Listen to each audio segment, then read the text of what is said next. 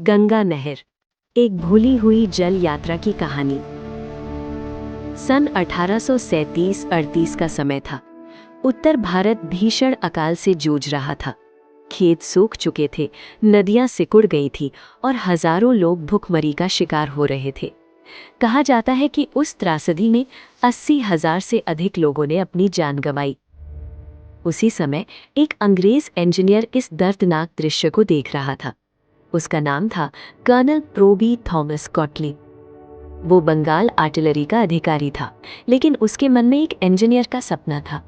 ऐसा सपना जो उत्तर भारत की तस्वीर बदल सकता था। कॉटली के मन में एक विचार आया, क्यों ना गंगा के पानी को एक विशाल नहर के माध्यम से दूर दूर तक पहुंचाया जाए, ताकि खेतों को पानी मिले, अकाल से राहत मिले और साथ ही इस नहर में नावें भी चल सके। उस समय के लिए ये विचार बेहद साहसी था। एक ऐसी नहर जो सिंचाई भी करे और जलमार्ग भी बने। सपना बड़ा था और रास्ता कठिन, लेकिन कॉटली ने हार नहीं मानी।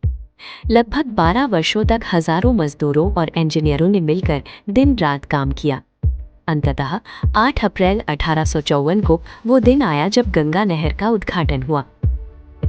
ये नहर उस समय दुनिया की सबसे बड़ी और सबसे महंगी मानव निर्मित नहरों में से एक थी। इसकी लंबाई लगभग 348 मील यानी करीब 560 किलोमीटर थी। लेकिन इसकी सबसे अनोखी बात ये थी कि ये सिर्फ पानी की धारा नहीं थी, ये नावों का भी रास्ता थी। नहर में 14 विशेष ताले बनाए गए थे। ये ताले लकड़ी और पत्थर से बने थे और इनका काम था नावों को ऊंचाई और नीचाई के अंतर को पार कराना। जब किसी नाव को ऊपर जाना होता था तो ताले में पानी भर दिया जाता था और नाव धीरे धीरे ऊपर उठ जाती थी। जब नीचे उतरना होता तो पानी बाहर निकाल दिया जाता। ये प्रक्रिया समय लेती थी, लेकिन उस समय के व्यापार के लिए ये किसी चमत्कार से कम नहीं थी। रुड़की के पास सुलानी एक्वाडक्ट इस इंजीनियरिंग चमत्कार का एक शानदार उदाहरण है। यहाँ नहर नदी के ऊपर से गुजरती है। कल्पना कीजिए, एक नदी के ऊपर बहती हुई दूसरी नहर। कॉटली ने यहाँ ऐसा पुल बनाया जिसमें नावों के लिए अलग से मार्ग रखा गया था। धीरे धीरे ये नहर उत्तर भारत के व्यापार की जीवन रेखा बन गई। 1850 से 1930 के बीच का समय गंगा नहर पर नौवहन स्वर्णकाल माना जाता था। नहर में छोटी नावें चलती थीं, जिन्हें पलवार कहा जाता था, और बड़ी नावें कतरी के नाम से जानी जाती थी। इन नावों में 25 से 75 टन तक माल लादा जा सकता था और कई बार सैकड़ों यात्री भी यात्रा करते थे। इन नावों में गेहूं, चावल, चीनी, नील, कपड़ा और तेल के बीज जैसे सामान दूर दूर तक पहुंचाए जाते थे। हरिद्वार से लेकर कानपुर तक ये जलमार्ग व्यापार और यात्रा का एक महत्वपूर्ण माध्यम बन गया था। नहर के किनारे कई शहर विकसित हुए। रुड़की, मेरठ, अलीगढ़ जैसे शहरों की अर्थव्यवस्था को इस नहर ने नई गति दी। समय के साथ तकनीक भी आगे बढ़ी। 19वीं सदी के मध्य में स्टीमबोट सेवाएं शुरू हुई। गंगा नदी पर जॉन शोर और डायना जैसी स्टीमबोट्स चलने लगी। इससे लंबी यात्राएं जो पहले महीनों में पूरी होती थी, अब कुछ ही दिनों में पूरी होने लगी।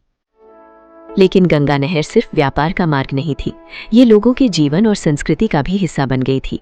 सावन के महीने में कांवड़िए इस नहर के पानी को पवित्र मानकर अपने घर ले जाते थे।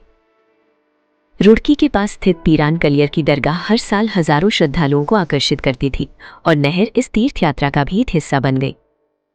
नहर के निर्माण ने शिक्षा के क्षेत्र में भी एक नया अध्याय लिखा। 1847 में रुड़की में Thomson college of civil engineering की स्थापना हुई, जो आज IIT रुड़की के नाम से प्रसिद्ध है। ये संस्थान मूल रूप से गंगा नहर परियोजना के लिए इंजीनियर तैयार करने के उद्देश्य से स्थापित किया गया था। लेकिन समय कभी एक जैसा नहीं रहता। 19वीं सदी के अंत में रेलवे का तेजी से विस्तार हुआ। रेलगाड़ियां तेज थीं, सुरक्षित थीं और साल भर चल सकती थीं। धीरे धीरे व्यापारियों ने रेल मार्ग को अधिक सुविधाजनक समझा।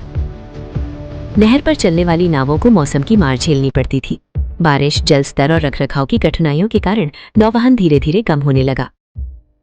1930 के दशक तक गंगा नहर पर नौवहन लगभग समाप्त हो गया। स्टीमर बंद हो गए, ताले टूटने लगे और वे नावें जो कभी व्यापार की धड़कन थी, इतिहास के पन्नों में खो गई। आज उन 14 तालों के अवशेष कहीं कहीं दिखाई देते हैं। कुछ मिट्टी में दब चुके हैं और कुछ टूटे हुए पत्थरों के रूप में खड़े हैं, मानो बीते हुए गौरव की कहानी सुना रहे हूं। लेकिन गंगा नहर की कहानी यहीं खत्म नहीं होती। आज भी ये नहर लगभग 9000 वर्ग किलोमीटर भूमि को सिंचाई का पानी देती है और करीब 33 मेगावाट बिजली उत्पादन में योगदान देती है। 2016 में राष्ट्रीय जलमार्ग अधिनियम के माध्यम से गंगा नदी को फिर से एक प्रमुख जलमार्ग के रूप में विकसित करने की योजना बनाई गई। जलमार्ग विकास परियोजना के तहत गंगा को हरिद्वार से हल्दिया तक नेशनल वाटरवे 1 के रूप में विकसित किया जा रहा है।